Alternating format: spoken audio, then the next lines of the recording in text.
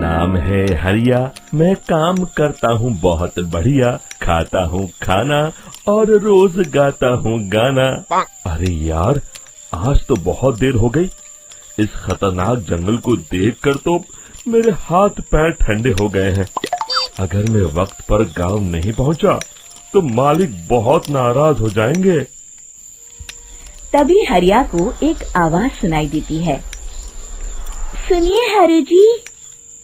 अरे, ये आवाज किसने दी? तभी हरिया को सामने कुछ दूर एक औरत खड़ी दिखाई देती है। अरे भाई, ये औरत अकेली इतनी रात को इस जंगल में क्या कर रही है?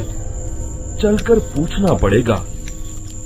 फिर हरिया अपनी बैलगाड़ी उस औरत के सामने लाकर रोक देता है और उससे पूछता है।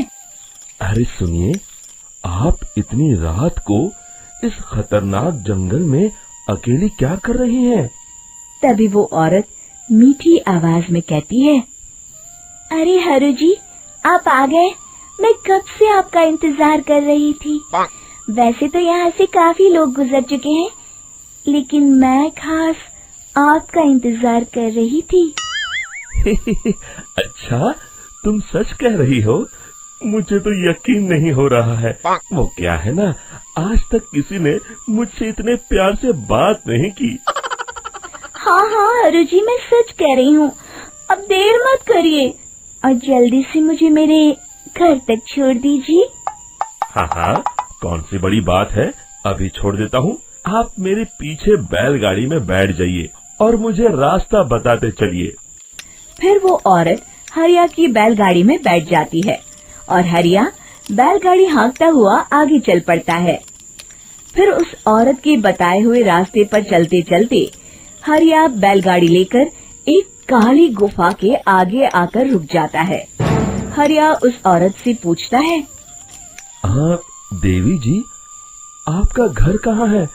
यहाँ तो एक गुफा के अलावा और कुछ नहीं है। तभी अचानक वो औरत हवा में उड़ने लगती है। देखते ही देखते उसका सुंदर रूप एक डरावनी चुड़ैल में बदल जाता है और वो जोर जोर से हंसती है। अरे तू तो एक नंबर का बेवकूफ निकला। तू तो बड़ी आसानी से मेरी बातों में आ गया।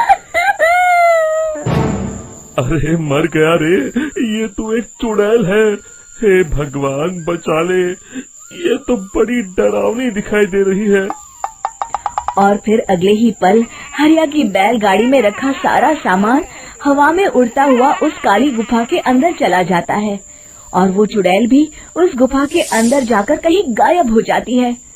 हरिया ये नजारा देख बुरी तरह घबरा और परेशान हो जाता है। अरे, ये चुड़ैल तो मेरा सारा सामान लेकर गुफा में गायब हो गई। अब क्या होगा? अगर मैं गांव खाली हाथ गया तो मालिक मेरी अच्छी खबर लेंगे। मेरी इस बात का कोई यकीन भी नहीं करेगा। फिर आखिर वही हुआ। हरिया के मालिक चंपक सेठ को हरिया की किसी भी बात पर रत्ती भर भी यकीन नहीं हुआ। चंपक सेठ को लगा हरिया झूठ बोल रहा है और उसने ही लालच में आकर सारा सामान हड़प कर लिया है। फिर हरिया को बेईमान समझकर चंपक सेठ उसे काम से निकाल देता है।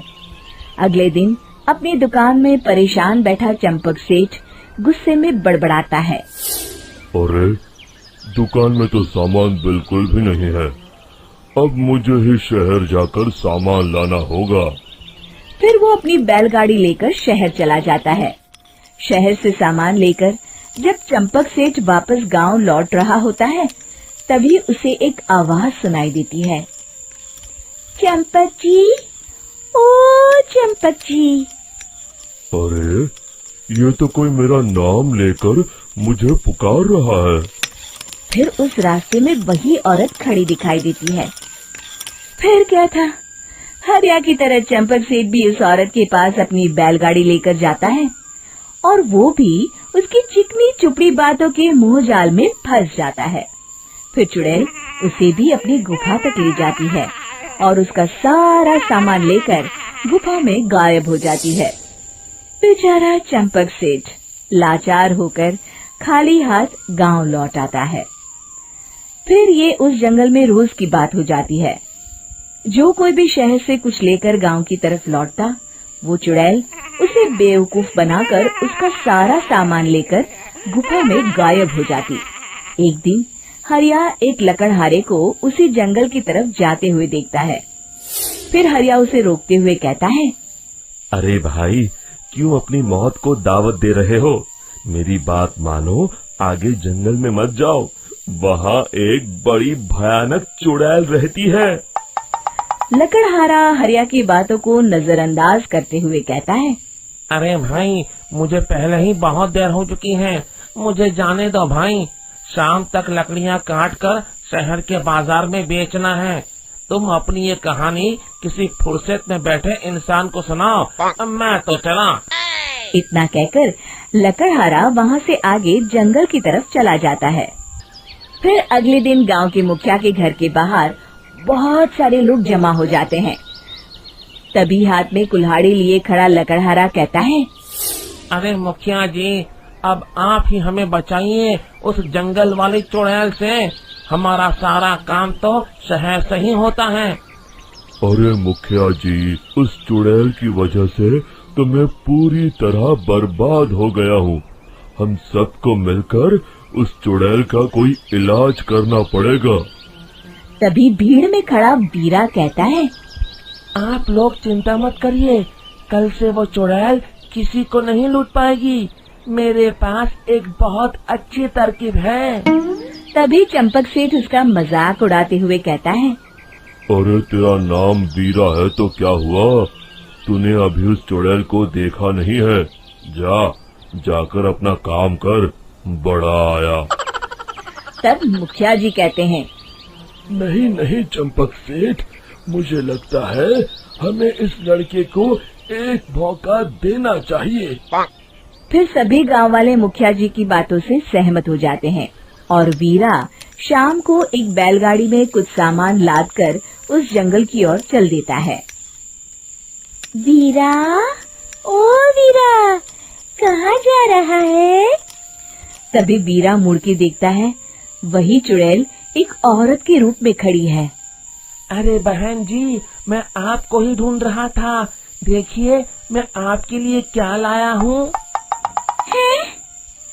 अरे वाह, तो खुद मेरे लिए इतना सामान लाया है।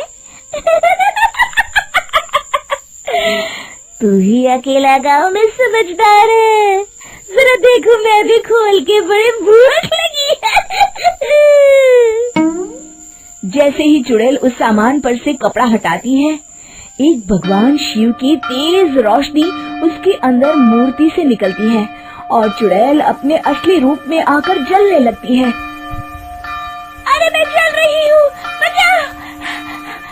बचाओ! ओम नमः शिवाय! मर गई मैं! देखते ही देखते वो चुड़ैल राख के साथ उड़ जाती है और सभी गांव वाले भी वहां आ जाते हैं। शिक्षा, बुराई पे सदा अच्छाई की ही जीत होती है। उम्मीद है कि आपको हमारी ये कहानी पसंद आई होगी। कृपया हमारे चैनल को सब्सक्राइब करें और सभी अपडेट्स के लिए बेल आइकन जरूर क्लिक करें। और हाँ, वीडियो लाइक और शेयर करना मत भूलिएगा। Bye bye.